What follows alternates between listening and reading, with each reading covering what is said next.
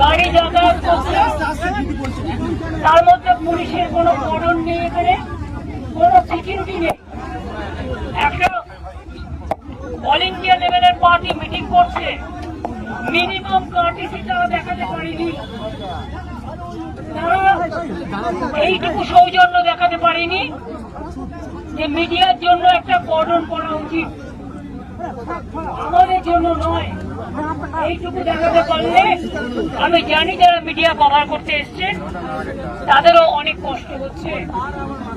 আমি সবাইকে অনুরোধ করবো, দয়া করে স্টেজে উঠবেন না। একে তো বর্ষাকাল, স্টেজের কাজ করা যাবে না, আর আমি এখানে বেশিক্ষণ থাকলে স্টেজের কাজও ব্যাহত হবে।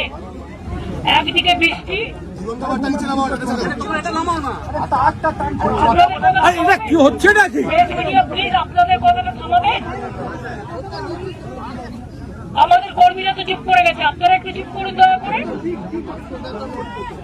আমি আপনাদের বলি, কোর্টের পারমিশন থাকা সত্ত্বেও আমাদের এই স্টেজ ডেকোরেশন করবার জন্য অনেক দেরি করিয়ে দেওয়া হয়েছে। তা সত্ত্বেও গতকাল লোডশেডিংও করে দেওয়া হয়েছিল। এই প্রচন্ড বর্ষা, রাস্তায় জল জমে আছে, তার মধ্যে কিন্তু আমাদের করতে হচ্ছে কষ্ট করে। আদালতে রায় আমাদের দিয়েছে, তাই পারমিশনটা পাচ্ছি। আমরা আস্তে আস্তে দেখলাম অনেক পলিটিক্যাল পার্টি মিটিং বিভিন্ন মোড়ে মোড়ে হচ্ছে, তাদের পারমিশন দেওয়া যায়, শুধুমাত্র মমতা ব্যানার্জিকে পারমিশন দেওয়া যায় না, আর অল ইন্ডিয়া তৃণমূল কংগ্রেসকে পারমিশন দেওয়া যায় না। এটা কোন ধরনের রাজনীতি? ঝাড়খণ্ড থেকে লোক নিয়ে আসছে বিজেপি, বিহার থেকে লোক উঠছে বিজেপি কংগ্রেসকে দেখানোর জন্য, আর এখানে যারা এসছে তাদের থাকার জায়গা নেই, ট্রেনের টিকিট পাইনি, গাড়ি পাইনি, একটা ধর্মশালাও দেয়নি, সব পালন করে দেওয়া হয়েছে। তবুও তারা এসছে প্রাণের টানে, হৃদয়ের টানে। আমি সবাইকে বলবো, যারা তৃণমূল কংগ্রেস তৈরি করেছেন 98-এর 1 জানুয়ারি, 97-এ আউটডোর মিটিং এর পরে তারা সবাই ভাই নো স্লোগান, ভাইদের আপনারা স্লোগান দিন না, আমি চলে যাই। আমাদের কি স্লোগান দিতে বলেছি? আমি যে কথা বলছিলাম মাইকে শুনতে পাচ্ছি না, আসলে মাইকের একটা আমাদের ভুল হয়ে গেছে,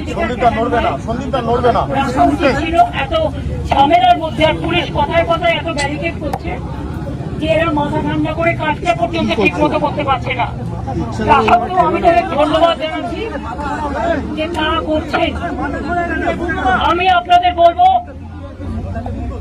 যদি চিৎকার করেন আমি কিন্তু স্টপ করে দেবো, কারণ আমার কিন্তু কোনো আপনাদের কাছে কথা বলার কোনো দায়বদ্ধতা নেই, আমি বলিও না আজকাল।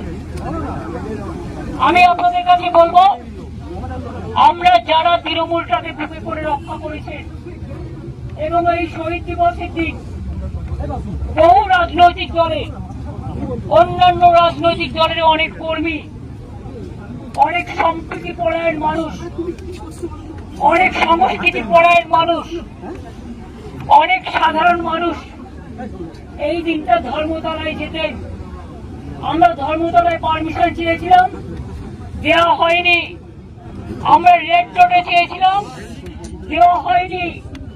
আমরা মেয়র রোডে চেয়েছিলাম, দেওয়া হয়নি। আমরা ডোরিনা ক্রসিং চেয়েছিলাম, দেওয়া হয়নি।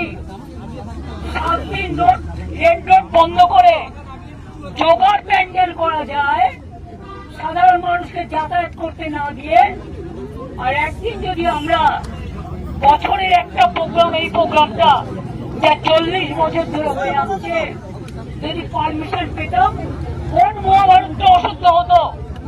এবং পরিষ্কার বলছি, যারা বলছেন না থাকবেন নাম, না থাকবে নিশানা, তাদের বলি এটা গদ্দারদের বলুন, আমাদের বলবেন না। তার কারণ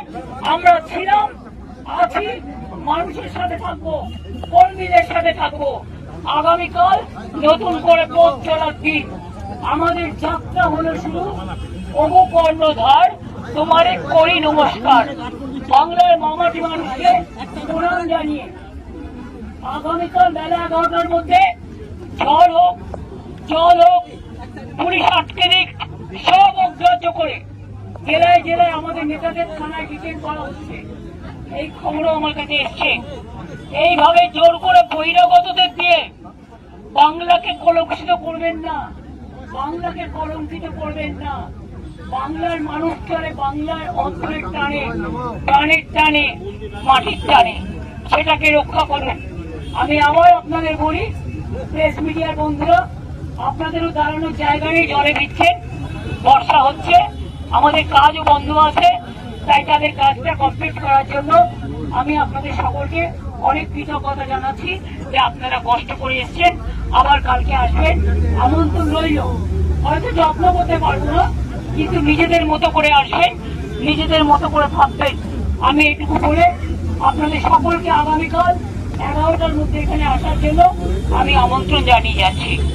এবার আমি ডেকোরেটরদের অনুরোধ করব তারা যেন তাদের কাজ শুরু করেন, এবং এখানে কুণাল দোলা থেকে শুরু করে শোভনদা, ময়না, আমার এখানে বৈশা থেকে শুরু করে আমার উপাসনা, আমাদের প্রিয়াঙ্কা থেকে শুরু করে, পাপাই থেকে শুরু করে, ইমামি বাহারুল থেকে শুরু করে, ইসরাও থেকে শুরু করে অনেকে এখানে এসছে, বসেন থেকে শুরু করে সবাই, বিরোধ থেকে শুরু করে, আমি সবাইকে বলবো আপনারা কাজটা দেখে নিন, কোনো যাতে অসুবিধা না হয়। আর প্রেস মিডিয়াকে বলবো রাত্রে যাতে এরা কোনো চক্রান্ত করতে না পারে দয়া করে নজর রাখুন। ভালো থাকবেন, সুস্থ থাকবেন। আপনারা যে এতক্ষণ কষ্ট করে দাঁড়িয়েছেন, বিশেষ করে মহিলারা অনেক ধাক্কাও খেয়েছেন, কারণ ছেলেরা লম্বা থাকে, মেয়েদের হাইট ওদের তুলনায় কখনো কখনো একটু শর্ট হয়, তবে আবার মেয়েদের হাইটও ভালো হয়। কিন্তু আমি দেখেছি আপনারা অনেক ধাক্কা খেয়েছেন পেছনের ঘুমে, তা সত্ত্বেও আপনারা অপেক্ষা করেছেন, আপনাদের অনেক ধন্যবাদ, অনেক কৃতজ্ঞতা। ভালো থাকবেন, আগামীকাল আবার দেখা হবে। আর আমি এই জায়গাটা ছেড়ে না গেলে এখানে ওরা কাজ শুরু করতে পারবে না, কারণ কর্মীদের আবেগ আপনারা বুঝতেই পারছেন। এই আবেগ অ্যারেস্ট করে, এই আবেগ টাকা দিয়ে, এই আবেগ বেচে দিয়ে হয় না, এটা প্রাণে, এটা ভয় দেখিয়ে হয় না, এটা প্রাণের আবেগ, এটা অন্তরের টান। আমি আমার সহকর্মীরা যারা থাকার জায়গা নেই, খাবার জায়গা নেই, দুটো খেতে পারিনি, গেলে টিকিট পাইনি, টিকিট দেওয়া হয়নি, নেই, সবকিছু ত্যাগ করে যারা এসছেন তাদের আমি অনেক ধন্যবাদ, কৃতজ্ঞতা জানাচ্ছি। এবং আগামীকাল যে নেতাই ফোন করুন না কেন, don't care, ignore the culprit, the criminals and the dacoits and the anti-social. Respect the democracy, the justice for the people.